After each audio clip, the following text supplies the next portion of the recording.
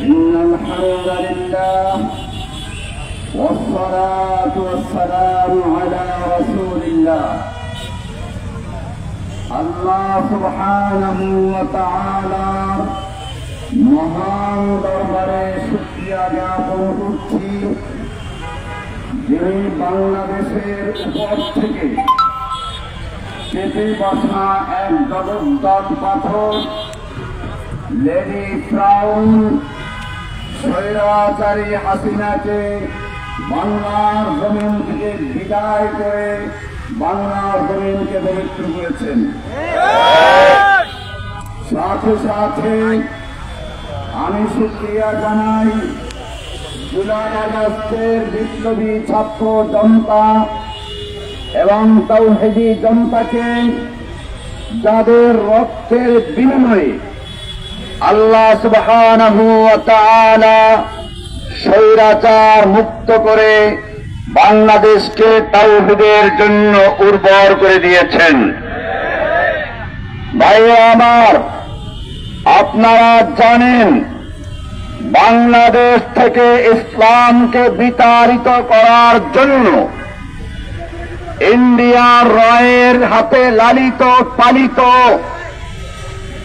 ভারতের এজেন্ট দালাল, ভারতের পা চাটা গোলাম শেখ হাসিনা এদেশে কতগুলো কর্মসূচি নিয়ে আগমন করেছিলেন।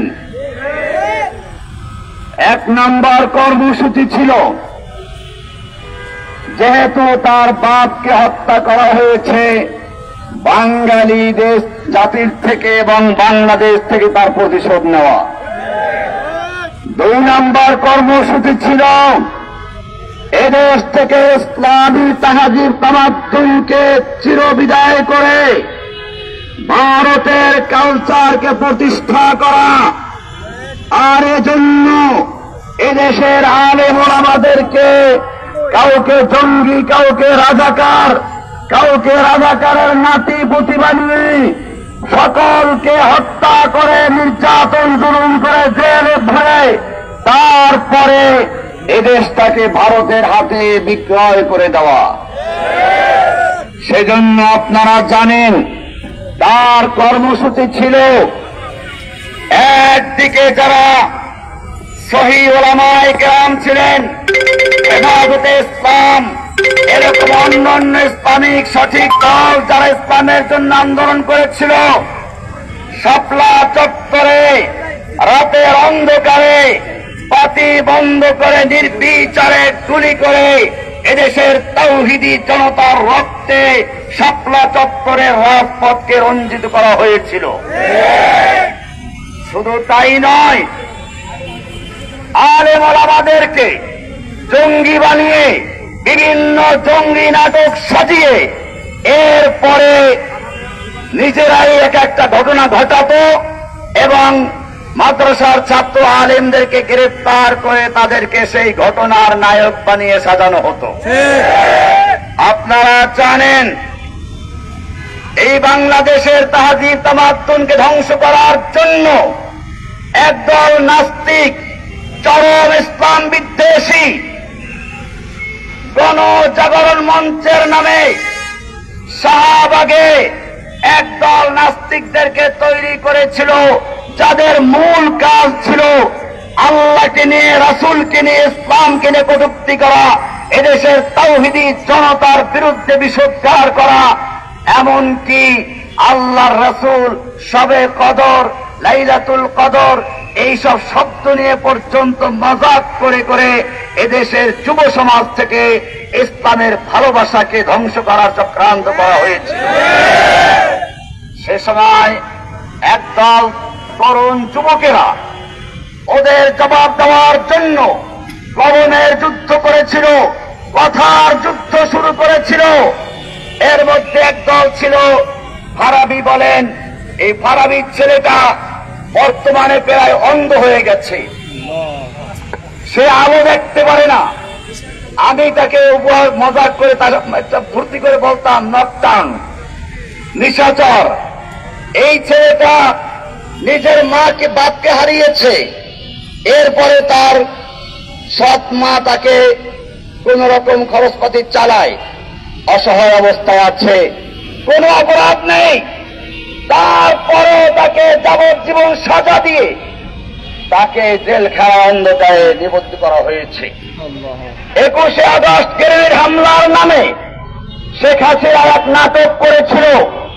আপনারা জানেন, যদি তাকে হত্যা করার জন্য হামলা হতো, তাহলে হামলা কেন তার বক্তব্য শেষ হওয়ার পরে করা হবে?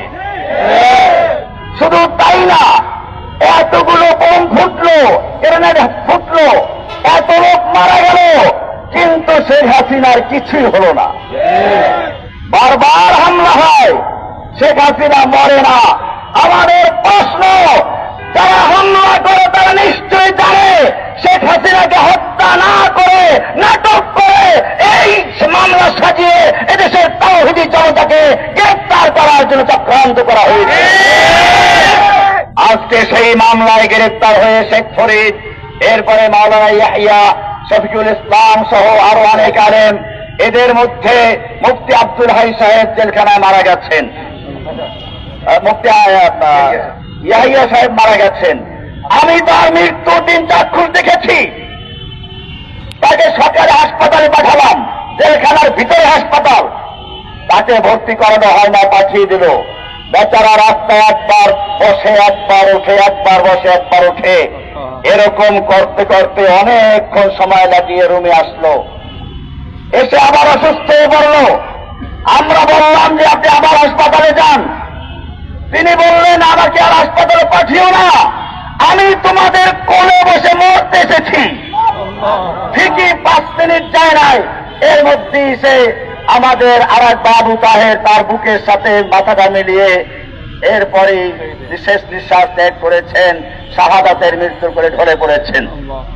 এমনি ভাবে মুফতি আব্দুর রউফ সাহেব জেলখানায় মারা গেছেন। আমার মামলাগুলো দীর্ঘদিন পর্যন্ত পড়ে আছে, কোনো বিচার নেই। কেন বিচার করে না? কারণ তারা জানে সাজানো মামলা, বিচার হলে পরে একজনেরও কোনো সাজা হবে না, সেজন্য তারা বিচারগুলোকে ঝুলিয়ে রেখেছে। আপনারা জানেন, একটা পরিষ্কার নাটকের কথা বলি, অনেক সাংবাদিক ভাইয়েরা আছেন।